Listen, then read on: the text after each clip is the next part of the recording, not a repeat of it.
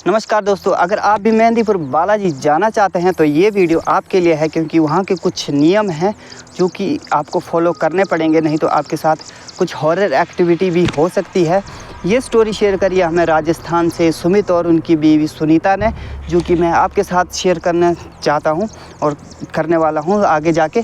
तो गाइज़, उन्होंने बताया कि वो उनकी शादी के बाद थोड़ी उनकी तबीयत ख़राब थी, तो कैसे वो मंदिर पहुँचे और कैसे ही उन्होंने वहाँ के जो नियम हैं उनका पालन नहीं करा। उन्हें पता नहीं था कि यहाँ पे कुछ ऐसे नियम होते हैं और कुछ उन नियमों को पालन ना करने से कुछ ऐसी एक्टिविटी हो सकती है।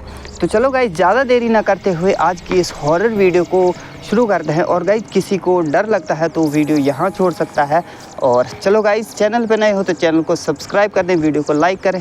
और हाँ, आप भी अपनी कोई हॉरर स्टोरी जो आपके साथ रियल में घटी हुई है वो हमारे से शेयर करना चाहते तो हमारा स्क्रीन पे आपको हमारा इंस्टाग्राम दिखाई दे रहा होगा, फॉलो करें और इंस्टाग्राम पे हमें शेयर कर सकते हैं आप अपना जो भी आपकी स्टोरी है। तो ज़्यादा देरी ना करते हुए आज की वीडियो को करते हैं स्टार्ट।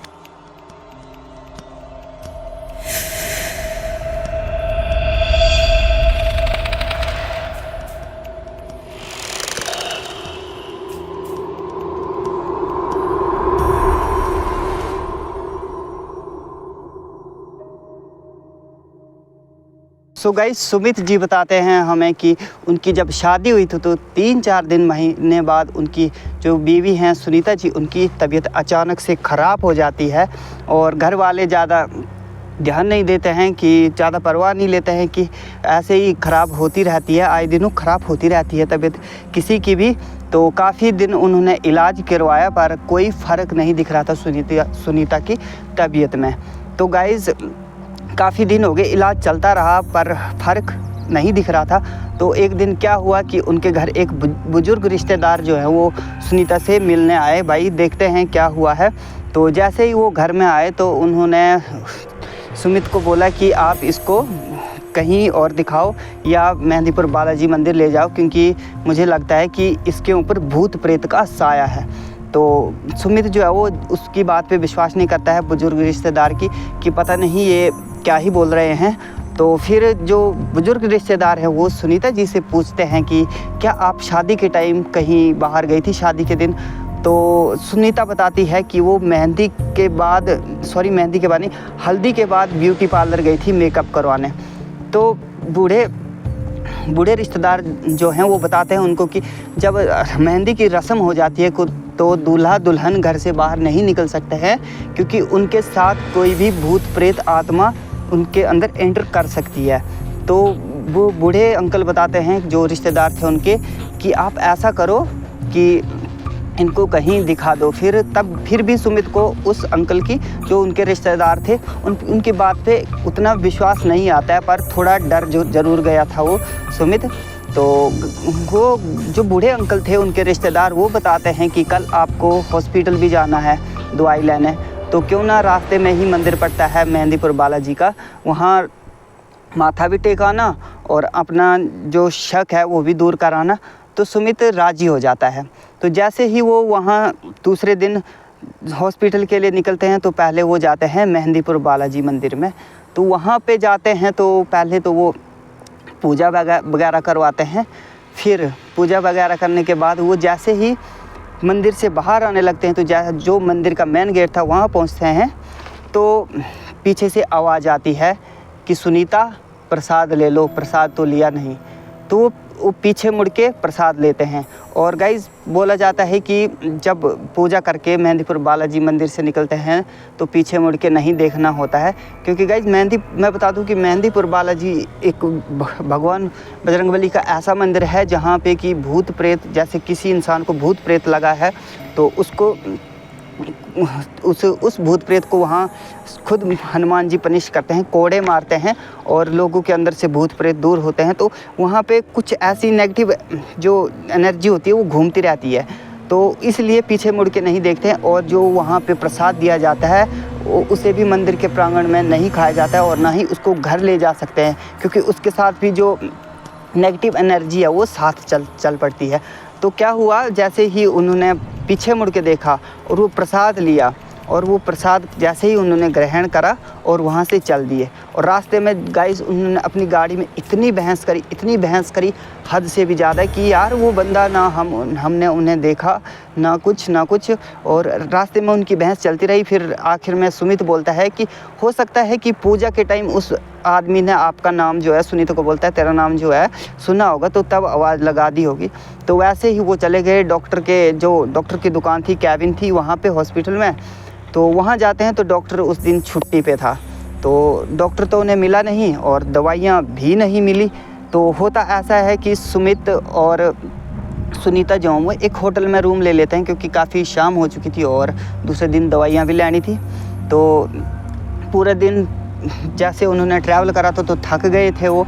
तो जैसे ही रूम में गए, खाना मंगाया, खाना खाया और दोनों सो गए। और उन्हें जल्दी ही नींद आ गई क्योंकि पूरा दिन उन्होंने बहुत मेहनत करी थी, थक गए थे, मंदिर गए थे, फिर हॉस्पिटल पहुँचे तो गाड़ी में उन्हें काफ़ी थक लग गई थी। तो सुबह के लगभग 3 बजे सुमित की नींद खुलती है। वो एकदम से उठता है और देखता है कि सुनीता बेहोश हो चुकी है, एकदम से बेहोश हो चुकी है। और वो एकदम से परेशान हो जाता है कि ये हुआ क्या। वो उसको उठाता है, ऐसे धक्के लगाता है, पर सुनीता जो है वो उठ नहीं पाती है और वो ऐसे ही बेहोश है वो। और जल्दबाजी में वो गाड़ी की चाबी लेता है और गाड़ी स्टार्ट करता है और सुनीता को लेकर हॉस्पिटल की तरफ निकल जाता है। तो हॉस्पिटल और उनका जो होटल था उसके बीच में एक सुनसान जंगल आता है।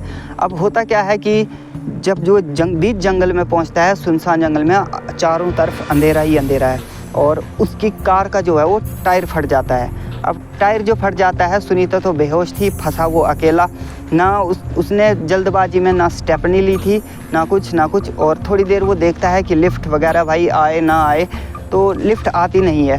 तो ऐसा करता है कि सुमित ने लगा दी अपने भाई को कॉल। जब उसने अपने भाई को कॉल लगाई तो भाई को बोलता है कि भाई हमारे साथ ऐसा हुआ है, 3 बजे मैं उठा, सुनीता जो बेहोश हो चुकी है और मैं उसको कार में हॉस्पिटल की तरफ ले जा रहा था। तो होता ये है कि कार का टायर फट गया है। तो उसका भाई बोलता है भाई तू मेरा फ़ोन काट और एम्बुलेंस को फ़ोन लगा। और भाई जैसे ही वो अपने भाई का फ़ोन काटता है और एम्बुलेंस को फ़ोन ट्राई करता है तो दुर्भाग्य से एम्बुलेंस को फ़ोन ही नहीं लगता है, देखो। और होता है कभी कभी कि नहीं लगता है फ़ोन, नहीं लगा। उसने 3-4 बार ट्राई करा, फ़ोन नहीं लगा। और फिर से उसने अपने भाई को फ़ोन करा कि भाई एम्बुलेंस को फ़ोन नहीं लग रहा है तो क्या करना। तो उसका भाई बोलता है कि अब तू ऐसा कर, गाड़ी की फ़ोटो ले और मेरे को सेंड कर, और कोई लिफ्ट मिलती है तो लिफ्ट लेके हॉस्पिटल पहुंच, मैं कुछ करता हूं। तो जैसे ही वो फ़ोन काटता है और कार की फ़ोटो लेता है और अपने भाई को सेंड करता है, तो वो मन में जो है वो बालाजी का नाम लेता है, मेहंदीपुर बालाजी का। तो थोड़ी देर बाद एक ट्रक आता है सामने से और उसकी उम्मीद थोड़ी जाग जाती है कि नहीं भाई अब तो कुछ होगा, हमें लिफ्ट मिलेगी और हम हॉस्पिटल पहुंचेंगे। होता क्या है, और वो ट्रंक वाला भी उनकी हेल्प करने के लिए रेडी हो जाता है और उन दोनों को गाड़ी में बिठा लेता है अपने ट्रंक में। तो जैसे ही थोड़ी दूर गए तो सुमित के भाई का फ़ोन आता है कि तू भाई क्या वो हो रहा है कि कुछ मिला नहीं मिला। वो बोलता है कि भाई मेरे को ट्रक मिल गया है तो मैं ट्रक में बैठा हूँ, तू टेंशन मत ले, हम थोड़ी देर में ही हॉस्पिटल पहुँच रहे हैं।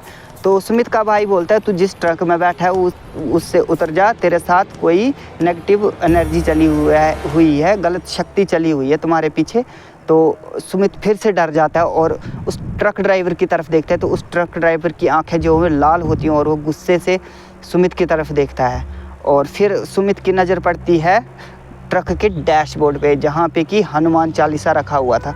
तो सुमित अपने भाई को बोलता है कि भाई टेंशन लेने की कोई बात नहीं, हम थोड़ी देर में हॉस्पिटल पहुंच रहे हैं और हमारे साथ मेहंदीपुर बालाजी खुद हमारे साथ हैं। तो वो ड्राइवर भी सुमित की तरफ देख के मुस्कुराता है और वैसे ही वो उसका भाई फ़ोन काटता है। तो थोड़ी देर में वो जो हैं वो कोई 6-7 बजे तक हॉस्पिटल पहुंच जाते हैं और हॉस्पिटल पहुंचते ही जो डॉक्टर है वो सुनीता का इलाज करते हैं। इलाज करने के बाद गाइस सुनीता जो है थोड़ी ठीक हो जाती है, बोले तो बेहोशी से बाहर आ जाती है और ख़तरे से थोड़ी बाहर आ जाती है। उतनी देर में गाइस सुमित और सुनीता का जो फैमिली थी वो भी वहाँ पहुँच जाती है। तो उसका भाई बोलता है कि भाई आप कहाँ गए थे और क्या कर रहे थे। तो सुमित बताता है कि भाई हम पहले मेहंदीपुर बालाजी गए और वहाँ से कुछ हमारे साथ ऐसा हुआ, हमने प्रसाद खाया, वो खाया।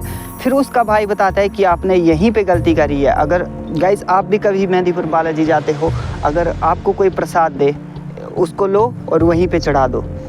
और जब आप मंदिर से पूजा करके आओगे तो पीछे नहीं देखना है, कभी भी पीछे नहीं देखना है, नहीं तो जो वो वहाँ घूम रही आत्माएं जो आपके साथ आपके घर तक आ सकती हैं और आपको काफ़ी ज़्यादा परेशानी का सामना करना पड़ सकता है। और वो जो प्रसाद था वो भी उनको किसी हॉरर एक्टिविटी ने, किसी आत्मा ने दिया था, जो उन्होंने खा लिया था। और वही नेगेटिव एनर्जी जो है उनके साथ उनके होटल तक पहुंची, उनकी गाड़ी में उनके साथ पहुंची।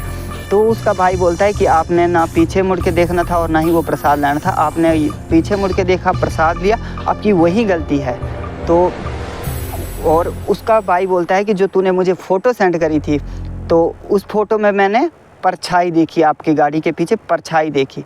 तो जैसे ही उन्होंने उसको फ़ोटो दिखाई तो वो सुमित जो वो एकदम से हक्का बक्का रह गया। और फिर उसके बाद जैसे ही थोड़ी सुनीता की तबीयत ठीक होती है तो पूरी फैमिली मेहंदीपुर बालाजी जाती है, माथा टेकती है और मेहंदीपुर बालाजी हनुमान जी का धन्यवाद करती है। और अब सुमित और सुनीता जो है एक सुखी परिवार की तरह जीवन व्यतीत कर रहे हैं और अब उनकी फैमिली में कोई टेंशन नहीं है और काफ़ी खुश हैं। तो गाइज़ लास्ट में मैं यही कहना चाहूँगा कि आप कहीं भी जाते हो, किसी भी जगह जाते हो, तो उस जगह के जो नित्य नियम हैं उनको ज़रूर से फॉलो करें। नहीं करते हो तो थोड़ी बहुत परेशानी आ सकती है आपको। तो ज़्यादा देरी ना करते हुए गाइज़, काफ़ी टाइम हो चुका और हवा काफ़ी चली थी। मैं आउटडोर वीडियो शूट कर रहा हूँ तो थोड़ी हवा आई होनी, वॉइस आई होनी हवा, तो कोई ना, एडजस्ट कर लेना। अगली बार मिलते हैं गाइज़ किसी और नई वीडियो में। और हाँ, अगर आप भी अपना कोई हॉरर एक्सपीरियंस शेयर करना चाहते हो तो इंस्टाग्राम पे मैसेज करें। बाय।